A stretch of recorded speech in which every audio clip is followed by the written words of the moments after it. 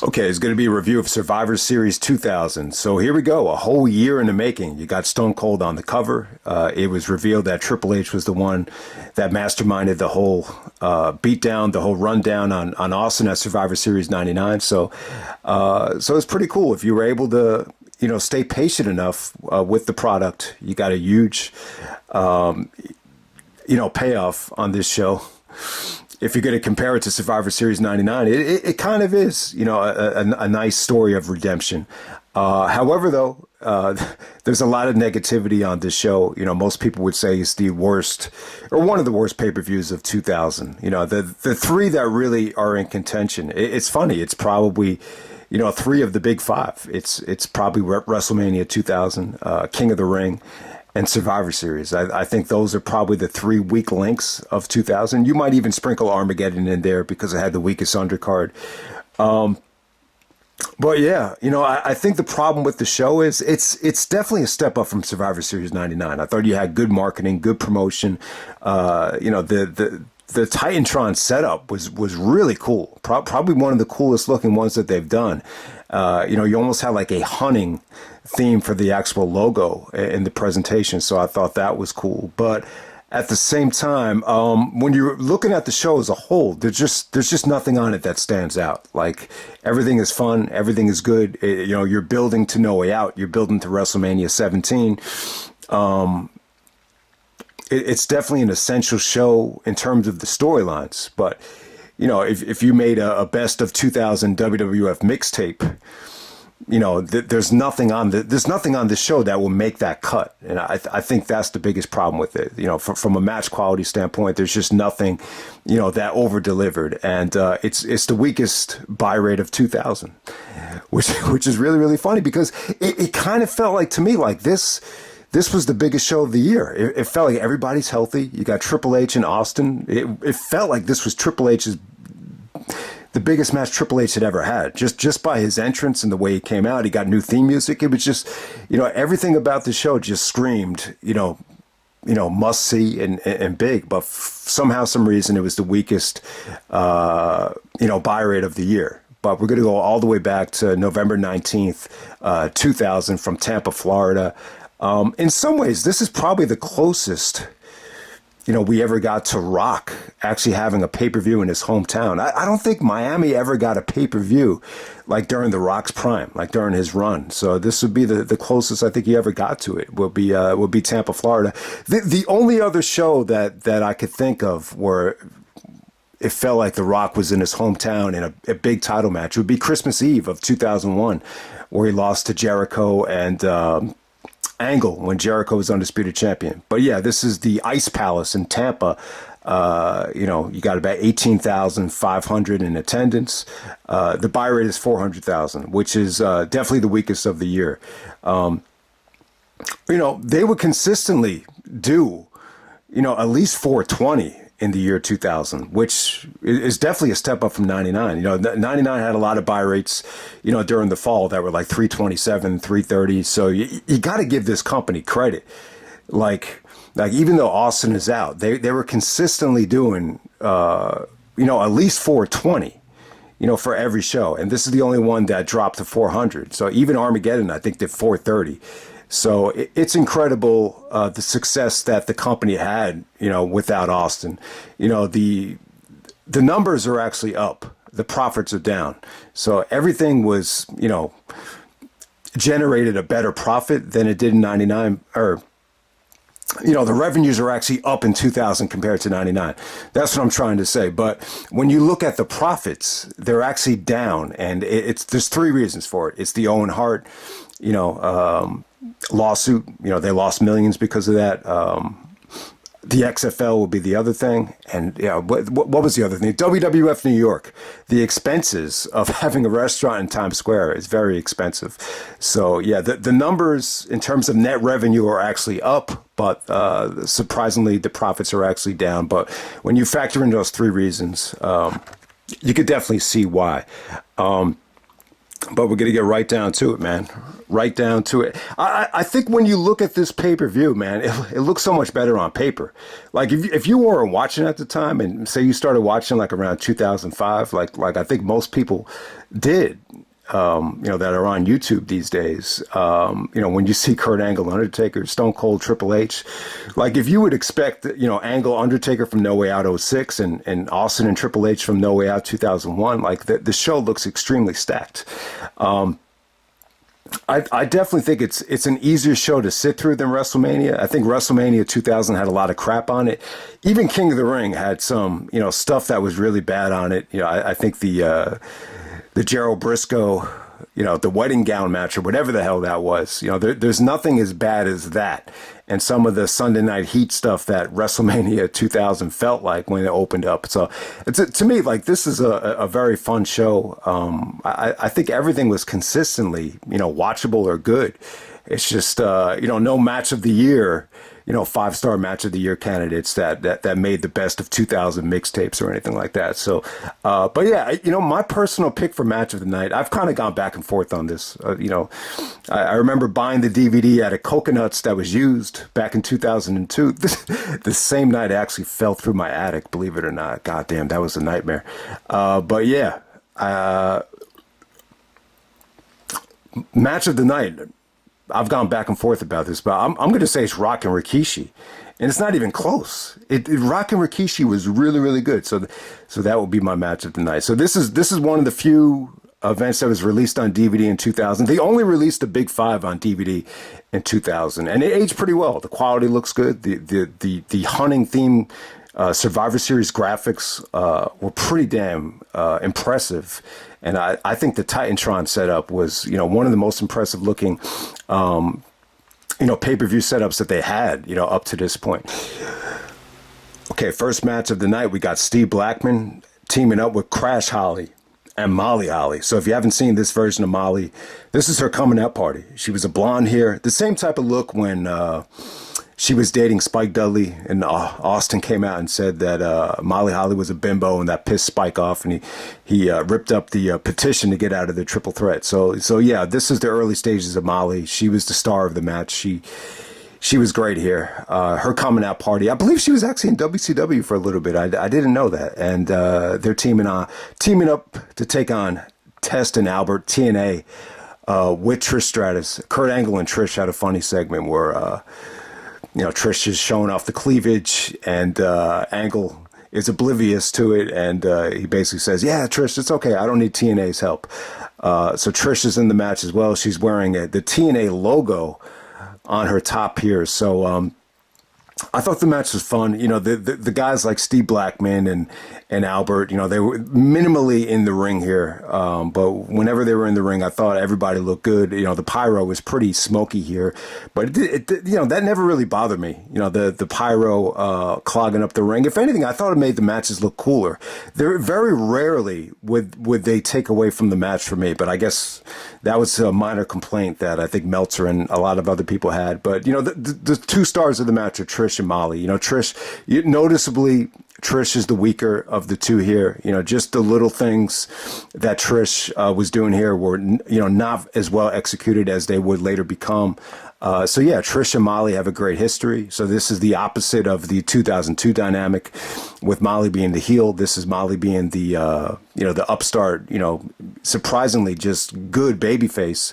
And everything she did here was great. She actually won with the sunset flip, and yeah, I thought the finish was good. I thought this was a perfect start to the show. I didn't overstay its welcome, but I thought it was a ton of fun. And this is during the era where I think Trish looked at her best in terms of looks, not in terms of just quality in the ring. But it was great experience for Trish, though. There's no doubt about that. So we're going to move on to the next match. We got the Radicalz of Eddie Guerrero, Chris Benoit, Dean Malenko, and Perry Saturn with Terry Runnels. And I'll tell you, man, Terry looks like a little sex kitten on this show. She just looks... she looks great. I really think Terry with the Radicalz, especially like if you we're going to give Benoit the championship in that stable and have the Radicalz support him. And you have Terry out there to be like, the little, fuck doll with the Radicalz. I really think that would have worked. I really like, at the time she was with Perry, but I think, if the storyline was that she was just there to, support all of them, I think that would have worked really, really well, looking back on it. So the Radicalz are teaming up together to take on, kind of like a sports entertainment mix of Billy Gunn, Chyna, K-Kwik, and Road Dogg. So K-Kwik is actually Ron the Truth Killings. Him and Road Dogg come out and rap. And Jerry's like, I know the rap is not your cup of tea, JR, but you got Ron the Truth Killings making his debut. It was over 23 years ago, and he's still around today, I believe, with the 24/7 stuff. So the problem with the match was this is like pro wrestling versus sports entertainment, and they just didn't click. I just don't think Benoit really clicked with anybody here. It was just a clash of styles. Chyna was the first one eliminated. Eddie actually hit her with I believe it was the Intercontinental Championship. I think Eddie's the IC champion here. I could be wrong. Eventually, Billy Gunn did win it going into Armageddon. But yeah, Chyna's the first one to get eliminated. So you actually have Chyna wrestling guys here. So it would be really interesting to see if the Judgment Day lets Rhea wrestle guys at War Games. I seriously doubt it, but we'll see what happens there, because I could definitely see that happening. If you want, part of me kind of wants to see the Judgment Day, stay as a whole, going into War Games. But it should be interesting to see if maybe Drew McIntyre takes her place. But yeah, man, I mean, when Benoit got into the match, he brought it up a bit. Him and K-Kwik did some good things out there. He sold his ass off for K-Kwik. So yeah, Ron the Truth got some offense in, but eventually when Benoit got leverage, he hit a German suplex bridge with a bridge to pin K-Kwik. It's funny, Billy Gunn was, pretty much carried the load offensively. I just don't think Billy's great at that. I don't think when you ask, I know he has asthma and everything, but I think when you ask Billy Gunn to do a lot of stuff as a singles wrestler, sometimes it just doesn't click. And, he was in the match for the majority of it. Some of the Radicalz are really stiff with him. I just don't think he liked working that style. He actually put away Eddie Guerrero with a gorilla press, which, pissed some people off. But ultimately, this is one of the few, matches that Dean Malenko got a chance to wrestle in 2000 on pay-per-view. I got to say, man, he just great wrestler. I just think it was tough to market him. Even when you compare him to Benoit looks like a superhero compared to Malenko. So yeah, it was cool to see Malenko, actually work together with the Radicalz here, but it just didn't last that long. It actually came down to Perry Saturn. Perry Saturn actually hits a T-bone on Road Dogg to put him away, and then ultimately, Perry actually holds Billy Gunn's, boot down while Benoit hits a crossbody on him to get the pinfall. So Benoit and Perry Saturn are the sole survivors, with Terry actually celebrating with both guys. So it's really cool what they did here. Terry is like almost like the messenger here with Triple H, and they're just like eating vegetables and hanging out the whole show. And Triple H is, relying on them to actually help him in the main event with Austin. And, Benoit plays a huge part in that match. So yeah, and Benoit actually does some laughing, mocking Austin, during some of those segments as well. So, can't say it was a great match though, but, I thought it was really, really cool, to see the Radicalz, unite for a Survivor Series match. It was fun to watch, but I can't say that the match was, great or anything. All right, next up we have Kane taking on Chris Jericho.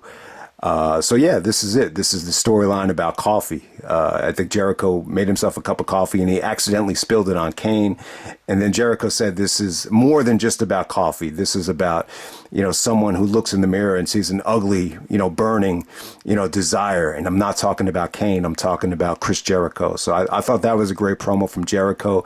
I think there was even some stuff here where Kane, was a little bit jealous of Jericho's looks. So yeah, it's kind of funny. Sometimes, people will come out and say like Aaron Judge is a great looking guy or Damian Lillard is a great looking guy. Sometimes it doesn't even click with me. So yeah, I mean, I guess Jericho does have, a very attractive look, for women and for some people. I've heard some people, even women, say that Jericho reminds them of Bon Jovi, and I think even JR and the King were talking about, he can't help it if he has good genes. So it's almost like, the ugly person Kane has to wear a mask versus the beautiful people. That's kind of, some of the storyline that they went with aside from coffee. So yeah, it was more than just about coffee. So we got Kane taking on Jericho here. So Jericho's actually the babyface. Kane is the heel. Let's get that correct. They JR did the podcast about it, and they were confused about who the babyface was at this time. But clearly Jericho was a babyface the whole year of 2000. I don't mind the match. I think it's pretty good. I don't think Kane, Kane isn't going to have the best of chemistry with most guys. I mean, that's just the way it is. Like when I look back at Kane's catalog of matches, I think the two guys that carry Kane to the best stuff, I'm going to say it's Angle and Benoit. I really think Angle and Kane had pretty damn good chemistry. And I think Benoit probably had, Kane's best match at Bad Blood 2004. No, I mean, Undertaker got some good stuff out of Kane, but some of the matches were god awful, especially that Judgment Day match. But yeah, Kane and Jericho, I'll tell you, man. Even Shawn had a tough time with Kane. When he did work with Kane, I think Kane ended up hurting his eye. That's why Shawn Michaels has the lazy eye.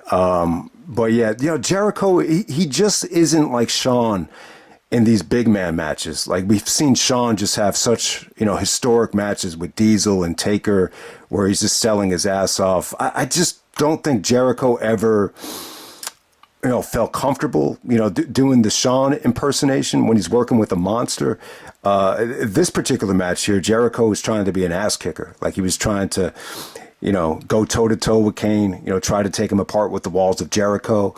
He was trying to take him apart with the Lion Salt, with just, high powered offense. He didn't really oversell for Kane. And he, there was actually a crossbody over the top rope that looked kind of botched. So yeah, I don't think the match went extremely well, but, they won earlier on in the show. The fans got behind Jericho. I thought the ending was awesome, though. Jericho goes for the Lion Salt. Kane actually catches him by the throat and delivers a choke slam, which actually got a babyface pop. So a good match between these two. But Jericho actually attacked Kane, backstage later on in the show. So that definitely set up the last man standing match at Armageddon. But yeah. I really didn't mind it. I thought it was good, but just not great. I just don't think Jericho was ever great at working with monsters. I never was really a huge fan of the Batista Jericho dynamic. Even the Kane Jericho dynamic, I just don't think it was a home run. But I get what they were going for. They wanted to show that Jericho could go toe to toe with the WWF style monster to kind of get him outside of that WCW cruiserweight box. And for the most part, I think it worked. It's a watchable match. It's definitely not great, but it's not bad. It's definitely had its moments, and you get a great finish there. Probably the finish of the night, in my opinion, in a show that was just filled with kind of weird finishes. All right, next up we have William Regal taking on Hardcore Holly. This is for the European title. Yeah, so I'm pretty sure Eddie was the IC champion still on this show. I know Eddie had the European title and the IC title in 2000, but Hardcore Holly finally healthy. If you remember, Angle actually broke his arm with a moonsault, earlier on in the year. So this is like Hardcore's return to take on William Regal. The problem with this match is, according to Meltzer, the match had no heat. Yeah, of course. You kind of knew it wasn't going to have any heat. It's just, this felt like it could have been on Sunday Night Heat. I think the other problem is these two guys are natural heels. Regal is, in full, commissioner heel mode with the facial expressions and, the mocking the crowd with the waving. So I thought Regal here was great. Even when the match was just, dead, he would do little things like waving and the goofy faces just to get the fans, to start booing him. But yeah, Hardcore is just a prick to me. He's a natural heel. It's just tough to get behind this match when, it feels like a heel versus heel match. I think that's the best way to put it. From a fundamental standpoint, it was good. Regal was really going to work on, the injured broken arm, and it just pissed Hardcore off, and Hardcore brought the belt into the ring, and he just snapped at Regal because he thought Regal was being unfair by going after the injury. So it was cool. I didn't mind it. People think that the finish was pointless, but if someone's legitimately going after the injury, you could argue it's good psychology. But at the same time, Hardcore took it as a sign of dishonor, to steal a line from CM Punk. All right, so next up we have The Rock taking on Rikishi. I did it for The Rock. I did it for the people. So Rikishi starts lying to The Rock that he received a voicemail before Survivor Series 1999 that asked him to actually help him out and run over Stone Cold before the triple threat at Survivor Series. And then The Rock is just once it came out that Rikishi was behind the rundown, The Rock he takes the approach of, The Rock wants nothing to do with you. Even though they're family, he's got no time for him. And that pisses Rikishi off. And there's several incidents where Rikishi is actually driving with Triple H and trying to hit Rock with the sledgehammer, and Rock is actually selling the fact that he's coughing up blood and internal bleeding from the Samoan splashes and the sledgehammer shots to the ribs. So yeah, I thought it was good, man. I think Rock versus Rikishi, I think this is the match of the night. This is one of the few times where The Rock is so, angry about, the storyline that he doesn't even want to do an interview. Lillian Garcia goes up to Rocky and he just blows her off. And when The Rock comes out, he runs to the ring. One of the few times you've seen The Rock just run to the ring to beat up his opponent. The only other time I remember it happened was at No Way Out 2002 against Undertaker, which made sense because I think Rock had to take a couple weeks off to sell the power driver on the limousine, beatdown. So sometimes it makes sense, to run down to the ring, and, with Rikishi, because some of the beatdowns were so vicious, it made sense. But I got to say, man, Rock was awesome here. To me, this is one of the best performances The Rock has ever had. The fact that he could elevate Rikishi to having the match of the night, it shows you how great of a performer, Rock is, in terms of getting the crowd invested. That was there in terms of, Rock selling. That was a home run in terms of just explosiveness and execution.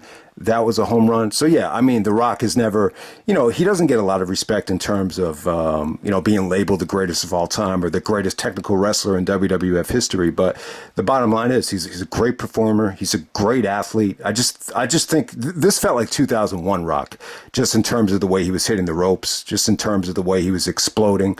I got to say, man, it was great, man. The crowd reaction for the stink face, you heard everything. You heard booing, you heard cheering. So it was tough. It was tough to know what to make of the stink face, because it's, you got a heel doing a babyface move to the most over guy in the company. So the reaction was very interesting, and The Rock just sold it by getting pissed off, and then it just explodes with a clothesline. So I thought that was great. Rikishi did a lot of bonsai drops here. There were several instances where Rikishi just out of nowhere just sat on The Rock, just to put pressure on his ribs. Rock did a beautiful job selling the rib. Ending is pretty interesting though. Rock just hits a people's elbow out of nowhere, and there's actually a lot of lag. It takes the Rock a while to make the cover, and so Rikishi takes the people's elbow after what kind of felt like a lot of dead air. And but after the match is over, Rikishi does like 3 or 4 banzai drops, and The Rock is spitting up blood and selling the injury throughout the rest of the show. But it was good stuff, man. From a crowd reaction standpoint, this is the hottest the crowd was the whole night, and yeah, they packed a lot of action into 13 minutes. There was other matches on the show that got more time, and didn't deliver this kind of reaction or this type of quality. So yeah, Rock and Rikishi, good stuff there. But I do feel glad though that Rikishi wasn't heavily pushed, going into WrestleMania 17. I think, I think he did a good job here, especially with The Rock. I think it was definitely, a great change of pace for him to show that he could, be this versatile, especially as a heel. But at the same time, though, I'm glad that they pulled the plug on whatever plans they have for Rikishi going into WrestleMania 17. I think it reached its peak with this match against The Rock, and I think the Armageddon stuff was kind of the last, was kind of the last glimpse of light I think the heel character had. All right, next up we have Ivory taking on Lita for the Women's Championship. Yeah, this ended up being a mess, man. Not a great performance from Lita, though. I think at the time, like Lita, she was great looking, had a unique look, could pull off a lot of nice things. But in terms of, wrestling in an actual match, I think both her and Trish, they had a ways to go before they were, had the confidence to, main event Raw. So Ivory's doing the right to censor thing, and now she's coming off like a, very, very, very bitchy here, the Ivory character. But I think she fit the RTC well. I think she really did. I'm a little bit confused though, in terms of, Ivory, because there are certain matches in '99 where I'm just like, oh, okay, she's willing to show off and be a little bit slutty. And then there's other instances where Ivory's just like very covered up, and she did a good job of just playing that female that just had zero tolerance for any sexual activity, and I think it fit her quite well. With this match with Lita right here, Ivory actually just potatoed Lita with the forearm, and Lita just started gushing blood out of the eye. I mean, it was nasty. This is the most blood I've ever seen Lita get, and the hard way too. Like this is the type of match. It was just going to be short and sweet. It's not the type of match that you would expect, to see a lot of blood. The main event, yeah, you would expect it, but for a match like this, no. I mean, you wouldn't expect Lita to be covered in blood throughout the whole match. So she, Ivory got help from the RTC, but Lita busted out the moonsault. The moonsault with the face full of blood. I mean, the crowd popped huge for that. So I wouldn't say it was overall a disaster, but yeah, Ivory goes over, and this is an example of someone getting busted open the hard way, as Carl Weathers, Apollo Creed would say. All right, next up we got Kurt Angle taking on the Undertaker for the WWF title. I'll tell you, man, it's it's really interesting. I would definitely say that Taker is probably one of Kurt Angle's better opponents. I mean, they had some really, really good matches on SmackDown. The one from 2003. If you haven't seen that one yet, when Brock came out and hit both guys with the chair before the Iron Man match, that's some of the best work that Angle and Taker had ever done together. And then obviously No Way Out 2006, they had the match of the year. Yeah, the rematch on SmackDown with Mark Henry coming out was, pretty much just as good. And even their 2002 stuff was great as well. I mean, the highlight would be their work in the triple threat at Vengeance 2002. Still probably, up there as one of the best, if not the best match, triple threat match that the WWE has ever done, besides the WrestleMania 20 stuff. But yeah, I mean, the Angle Taker stuff in 2000, I mean, I don't know. It's just not memorable. It's just not good. This is actually a lot better than the Fully Loaded match. The Fully Loaded was more of a squash match. There was some fun stuff in the storyline with Angle pouring milk on the Undertaker's motorcycle, and the highlight would be Angle just saying, "I've been literally scared, afraid of a man that rides a motorcycle." This match right here, there really wasn't much of a story. It's just Angle's the new champion. Taker's the #1 contender. He doesn't dress like Satan anymore, but he's still down with the devil. Then he steals the line from Ving Rhames where he says, "I will go medieval on your ass," which is what, Ving Rhames says to Zed before he kills him in Pulp Fiction. But yeah, Angle, Taker. Oh man. All right. I got to say here, man, Angle on the mic at this time was great. I mean, they had him do a lot of talking, man. Brian Gerwitz used to run a ton of shit for Kurt Angle. They do the segment with Edge and Christian where, Edge and Christian think Angle's going to ask him for help. Then Angle's like, "Hey, guys, I don't need your help. I own The Undertaker." So Angle had this whole plan with Eric Angle, his brother, actually helping him out. And it definitely paid off there. But it's funny, Edge and Christian are trying to sell the fact that, they wrestle. They actually wrestle. They know that they're going to wrestle right after this match. And they just, they don't want to, burn up any energy. And Christian is selling the fact that he has mono and food poisoning again. But they still actually come out and try to help Angle, during the part in this match. And, so Angle does a lot of stuff on this show backstage. He does the segment with Trish where, she's showing off the big tits, and Angle says he doesn't need TNA's help. And then there's another post-match interview with Lillian Garcia. This is when Angle has that famous line to Lillian where he says, if you don't get out of my face, it'll be Lillian Garcia later. So I always thought that was clever as hell. But yeah, it just seemed like they had Angle do a lot of stuff with the microphone, and not to mention, he actually does the pre-match promo where he's actually mocking the state of Florida. He's talking about how he's had the best year in the history of the business in 2000. All the accomplishments, all the titles, and he said normally I would have everyone in the arena vote on their favorite Kurt Angle moment, but since you screwed up the election, I'll actually list the moments. And he basically says, I don't want you to blow that one too. So it was a great promo. If anyone forgets about it, the presidential election in 2000 between President Bush, George Bush actually became president in the year 2000. Who was it? Was Al Gore? It was actually Al Gore, who was actually the vice president to Bill Clinton.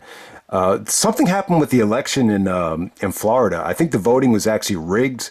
It might have had to do with Bush's brother actually being the governor of Florida, but somehow, some way, the voting got fucked up in Florida in 2000. And then I think in 2004 there was a controversy in Ohio with the actual voting. So it was a great line from Angle. He said, I don't want you to blow that one too in terms of the voting for the best Kurt Angle moment. So you get the point, man. Angle was just such a genius on the mic at the time, even though most of the stuff is written, just the way he delivered it. It was just very entertaining.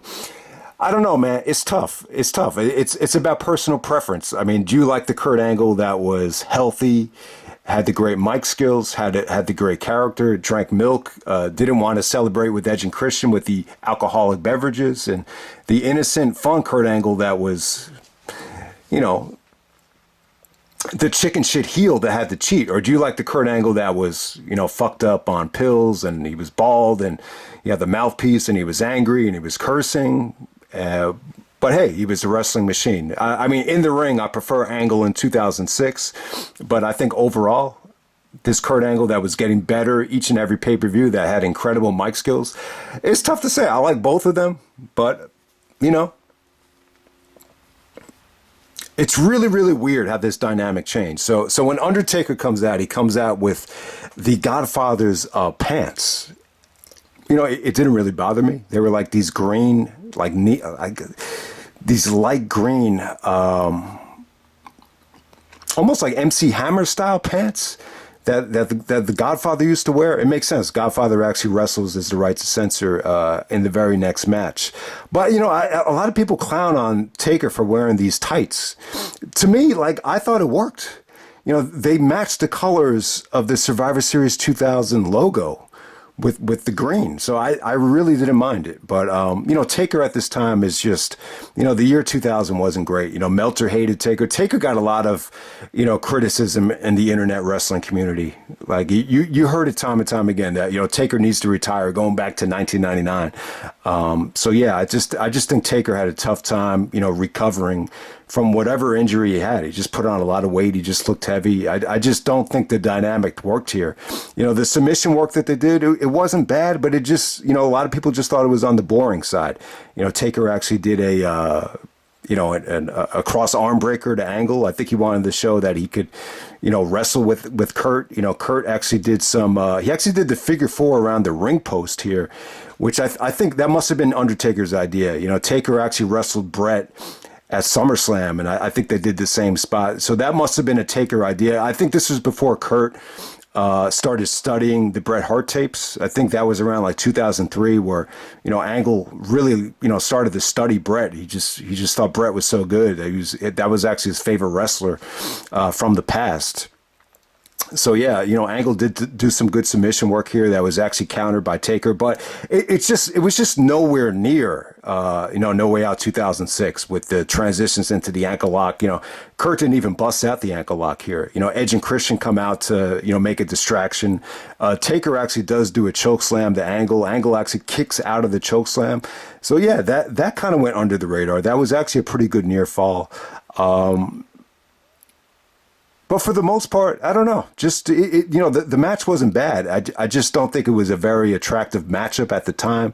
I don't think Angle was happy, not getting the main event, kind of being booked like a chicken shit heel. So he actually goes underneath the ring, and then Taker actually brings out Eric Angle. He basically has the same ring attire, the same kind of haircut. Eric actually looks like a little bit paler, and he's not in the kind of shape that Kurt Angle's in. I really don't think they look alike at all. Like if you put them right next to each other, but they pretty much have the same features, and you could definitely tell he's like Kurt's older brother.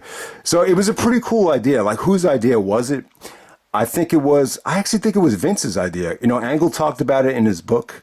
I can't remember exactly how it played out, but I think Kurt had actually met the family, and I just think he had the idea of doing it for a finish. I don't think it was Kurt's idea. JR thought it was, probably a Kurt Angle idea, but I think Vince is good at that. Like if you put something in Vince's face, to me, he's a lot like Dr. Dre in music, where he's not great at creating something from scratch. But if you put the pieces in front of Vince, he could kind of like tweak something and just make it, acceptable. And, some people actually compare this to the Halloween Havoc 1990 finish with Sid and Sting. I never thought of that before. So yeah. And when I reviewed Halloween Havoc 1990, I said in the review, like, if Vince saw this, this would drive him crazy, because when I watched that as a kid, when I rented the tape, I was confused. I never went back to WCW. I never understood the finish. I think you'd have to be a smarter, older fan to appreciate that Halloween Havoc finish. But this was totally the opposite. You can clearly see here that Angle fooled Taker. He outsmarted him.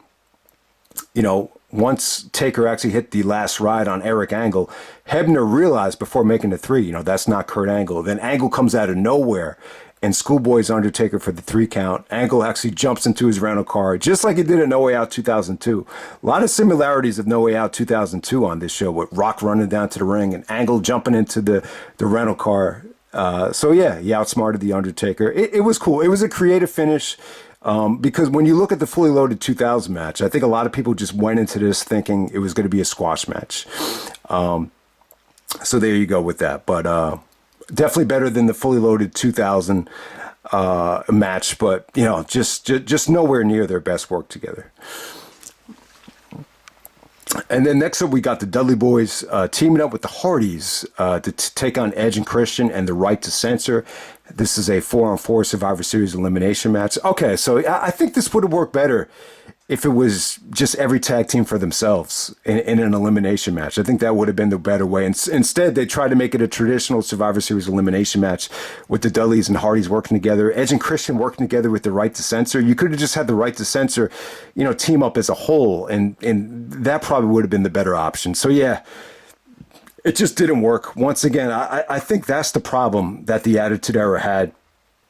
with Survivor Series, even Survivor Series 99, like the matches just felt thrown together. I think one of the crowning achievements of the late 80s, early 90s was Survivor Series. Somehow, some way, just by the marketing of some of the names and just, Rowdy's Roddies, Rude's Broods, like the teams just felt so cohesive for whatever the reason. And that's just something that they never got going. In the Attitude Era Survivor Series. When you're looking at tradition of Survivor Series in the late 90s going into 2000s, the tradition kind of became controversy more than anything. Like something bad is always going to happen at Survivor Series. And in going back to the title match with Kurt Angle and Undertaker, they were promoting the fact that the title changed hands in a screwy, fucked up fashion almost every single year. From 94 to 99, the last 6 Survivor Series, the title changed hands. And Angle, it's funny, Angle the very next night on Raw said, there wasn't going to be a Survivor Series screw job and the good guy was going to come out on top and prevail without getting screwed. So that's how Angle kind of, when he came out with Eric, that's kind of the angle that Kurt took the very next night. But, just in terms of this Survivor Series tradition here, I just felt like they had a tough time marketing these elimination matches. But, this was still good. You got the 3 teams that stole the show at WrestleMania in here. So it was still damn good. The highlight would be Jeff Hardy. Jeff Hardy ended up being the sole survivor. Edge and Christian had to work with the RTC. I just don't think it made sense. Edge actually busted out the Edge-O-Matic here, which is actually an inverted DDT to Matt Hardy to put him away. He actually told Jerry that this was a new move, a new finisher. I just don't think it ever worked as a finish. He had the Edge-O-Matic, the Edgecution, which became Edge's, secondary finisher, which is like just a regular DDT. And what was the other move that Edge had? The Educator would be the submission that Edge used, which is almost like a lasso from El Paso, if I'm not mistaken. I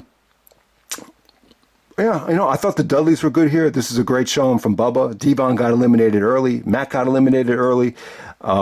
Christian is actually working with the Godfather for the bulk of the match, and Jeff Hardy is able to fight off both of them to become the sole survivors. So a great moment for Jeff Hardy. It's funny though. The RTC beats up on Jeff after the match is over, and then the Dudleys come out to make the save. Everybody goes home happy as Matt Hardy delivers a leg drop through the table, and they do the Dudleys do their big monster table spot to the RTC to send everybody home happy. So in some ways, I think the match was pretty good. From a crowd reaction standpoint, they were able to follow the title match, and the crowd was hot for the Hardys. The girls were, screaming for the Hardys when they took the shirts off. I mean, they tried to make it cohesive with the Hardys and the Dudleys, both wearing the camouflage. So it definitely wasn't bad, but it just wasn't a home run elimination match. Okay, and on to the main event. We got Stone Cold Steve Austin taking on Triple H in a no disqualification match made by Mick Foley. 1 year in the making. So, a lot to say about this. But the first thing that kind of stands out here, 35 minutes? This did not feel like it was 35 minutes. And I thought maybe that was a typo. But everybody has 35:09 as the official listing here. But yeah, maybe it felt a little bit shorter because it was just so all over the place. The match actually ends in a no contest, so you don't get a clean finish here. So yeah, I think more than anything, I think that attributed to the lowest buy rate of the year. I just think a lot of people thought, maybe you would just get the same style of match that Austin just had with Rikishi, featuring a vehicular homicide attempt, trying to use a vehicle to run somebody down. And I just think a lot of people were kind of tired of it, especially if you had ordered Survivor Series 99. I think people wanted to see Austin just wrestle and get a clean finish. And I think the fact that, you ordered Unforgiven, which did a phenomenal buy rate. You ordered No Mercy, which, was right behind it. I just think there was probably a little bit of a, financial burnout factor when you get to Survivor Series. And I think the rest of the card, Rikishi versus The Rock, I think people wanted to see the title on the line in the main event. I just think they looked at Kurt and Taker like it was possibly going to be filler. So I think that would explain, the low buy rate more than anything. But, with Austin and Triple H here, I thought it was good. I think this was great for Triple H. I think Triple H really started to find, that cool factor, going into this thing. He had that game over T-shirt. He was really just connecting well with like the male metalheads at this time. That's what I noticed more than anything. There was even some Triple H chants in the match. They were very mild, but Triple H definitely had some supporters here. In some ways, I do feel like this was Austin's. This was his first real test. I think a lot of people were curious to see what could he actually do in the ring.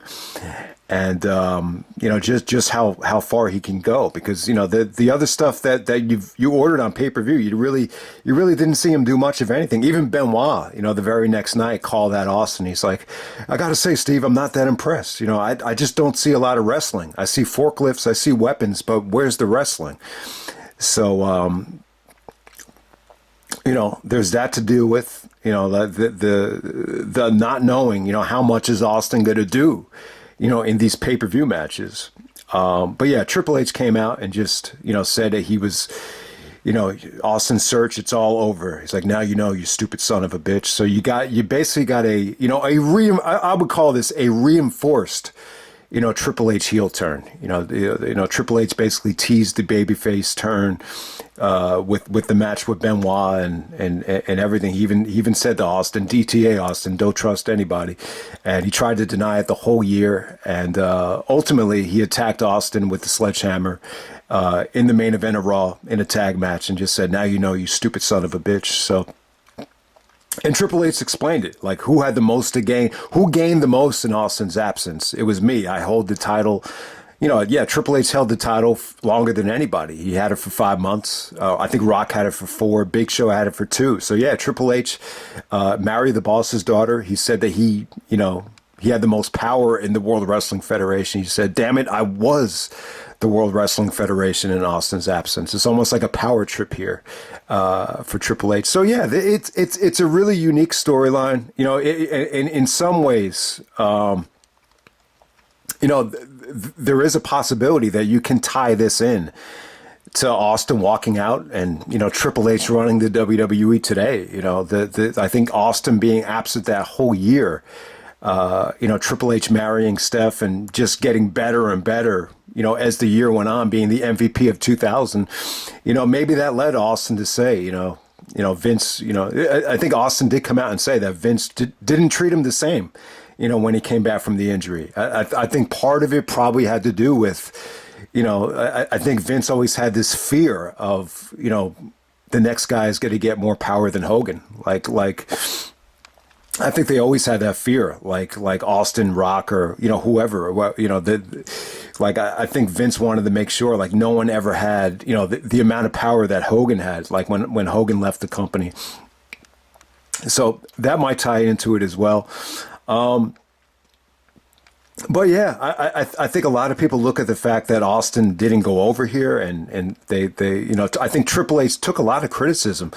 When you look back at this fall, he actually lost. He didn't lose to Angle at Unforgiven. He went over Benoit, No Mercy. And then once again, he doesn't do the job here. So it seemed to me like at this time, especially with Meltzer, there was a little bit of criticism of, Triple H had not done a clean job since I believe it was, I guess it was Buried Alive 1996 on pay-per-view. So, that goes back a long way.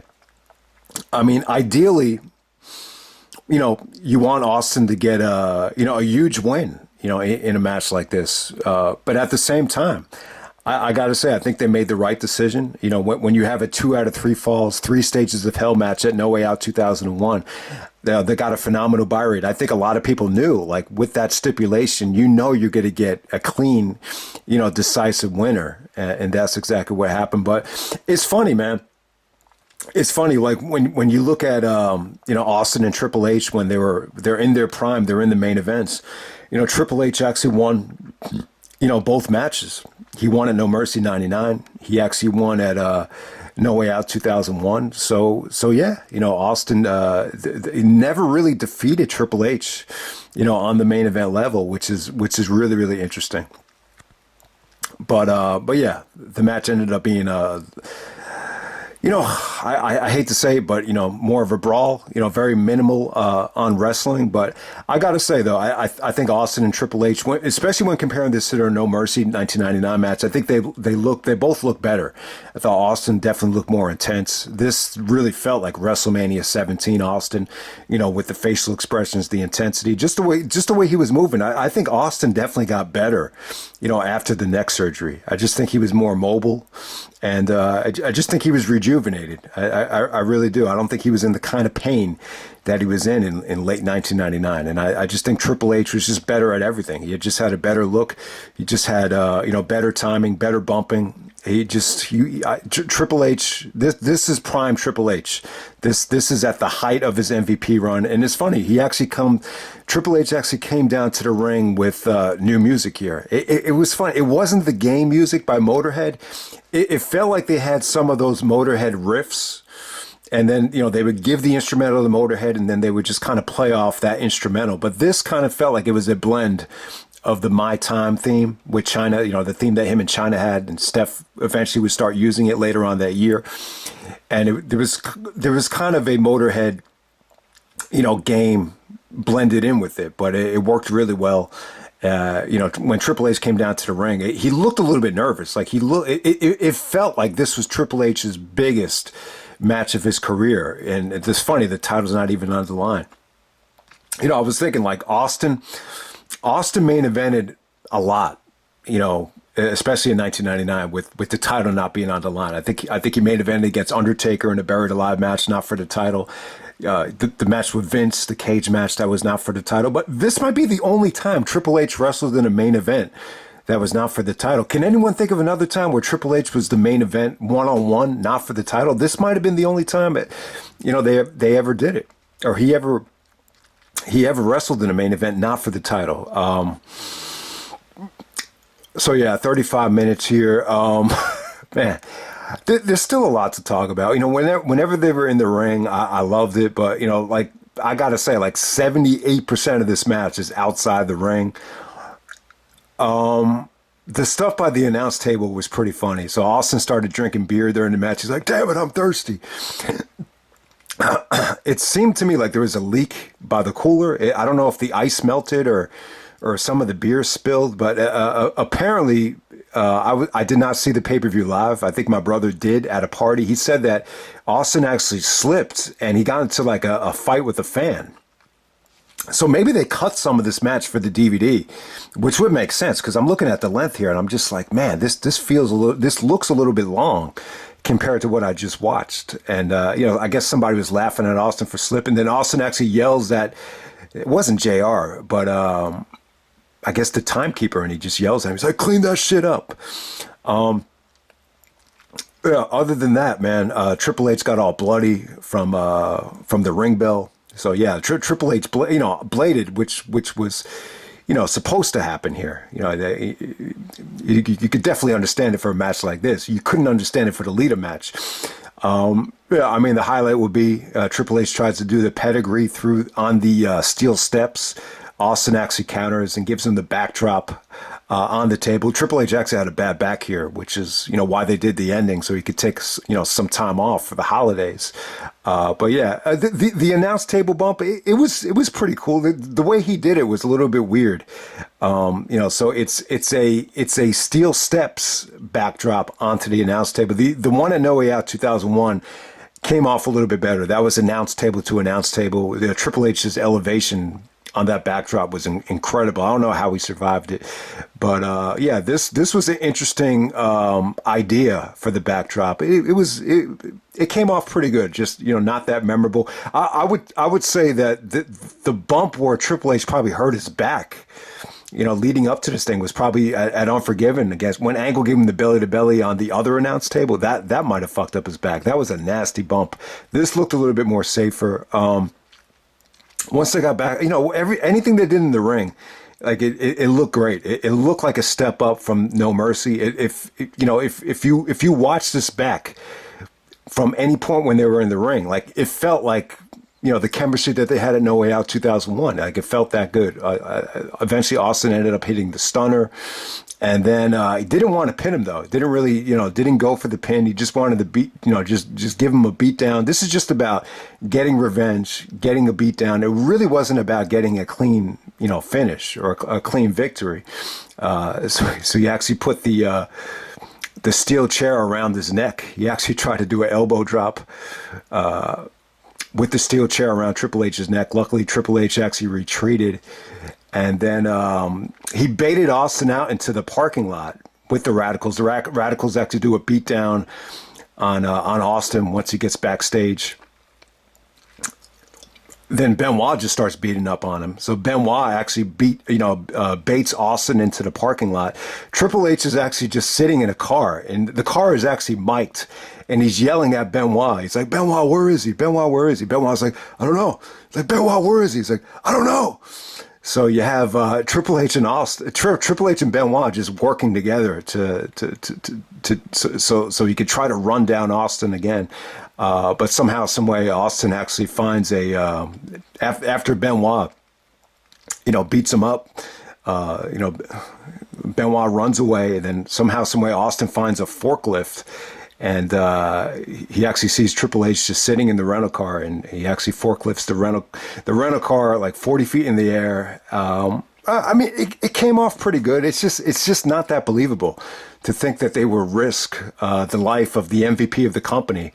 But it was pretty cool, though. Austin's like take that, you son of a bitch. Austin's cursing while he's doing the spot, and Triple H just selling it. It's like, no, Austin, don't do something you're not going to regret. I regret the car thing with you. He's like, don't do it, Austin. And he's like, oh, holy shit, when he takes the bump. But I don't know.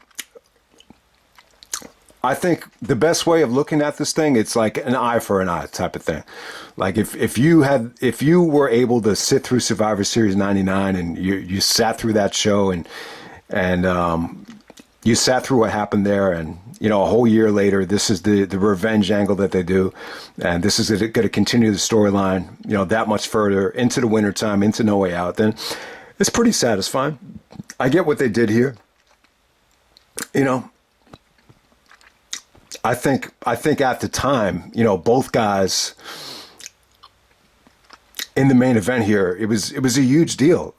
Triple H had gotten himself up to, the same level as Austin. I think Triple H, Austin, Rock, I think they're all in that main event, legendary status at this time. I don't think you could really say that at Survivor Series 99. So to try to cash in on this thing, at Survivor Series, to me, like, it felt like it was one of the biggest, if not the biggest main event of the year, and the title wasn't even on the line. So I can't fault them for at least trying. It didn't result in a great buy rate in 400,000 buys, but it's still, it's still over 400.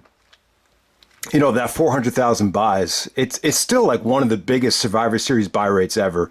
I think the show as a whole is a lot better than Survivor Series 1999. I had so much more fun. Just I'll tell you right now, like I feel like just doing the review, like I feel like I'm lost in a different world, talking about the show, which is a good thing. So I definitely enjoyed this a lot better than, Survivor Series 99. I love this time with the company. You're going into 2001, my favorite year. So I still liked a lot of the show. It's just, there's just not that one match that I could point to and say, that was one of the best matches of 2000 or one of the best Survivor Series matches ever. I can't really say that. If anything, this is probably the weakest Austin Triple H match that they've done. I think you could definitely argue that. It just feels incomplete, but at the same time, you're building to a huge match down the road where you're going to get a finish. That stipulation has to deliver. There's no way out of that stipulation. No Way Out 2001. So that definitely makes sense. But yeah, is it the worst pay-per-view of the year? I would say no. I think, I definitely think you can argue that there were weaker pay-per-views than this in 2000. I think my pick would be WrestleMania. I think WrestleMania had the most crap on it. But, what WrestleMania has on this show is a classic match. So I will say that. But the buy rate is still pretty damn good. It just shows you how successful the company was. If you could do 400,000 buys and it's the weakest buy rate of the year, that's pretty damn good. I mean, it's, the only Survivor Series that did better than this, I think it was 99. 99 did really well. I think 98 was pretty much on par with this, with 400. 99 did what? Almost 450. 2001 actually did 450. It's funny. Everybody craps on the Invasion storyline, but it is possible that Survivor Series 2001 did more buys than any Survivor Series ever. But people look at it as a failure because they're comparing it to what Invasion did. It's almost 50% less than Invasion, so that's why that number is looked at like it's such a failure.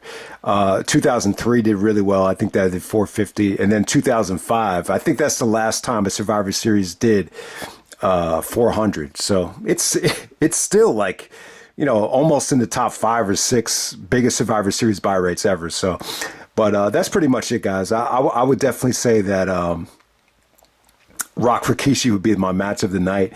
The one more thing about Kurt Angle and Undertaker, this wasn't the only time that Eric Angle was used for a finish. They actually did the same thing with Brock. You remember Angle was actually going to lose the belt to Brock before WrestleMania because of the neck surgery, and then he had the DirecTV thing happened with the kid, and then Angle decided he wanted to have one last match at WrestleMania, so they had to weasel out of that match, and they did the Eric Angle thing. See, the Eric Angle thing worked both times because they both had hair at Survivor Series, and then the one on SmackDown in 2003, they were both bald, and it probably made it a little easier to pull off too with the Team Angle hoodie. This way you could have Kurt, praying in the corner with the hoodie, and then you could do the switch with Eric Angle when Brock is coming out. So that worked really well as well. So, yeah, but I'll just end it right there. That's Survivor Series 2000. I still think it's a fun show. So I'll end it right there. All right.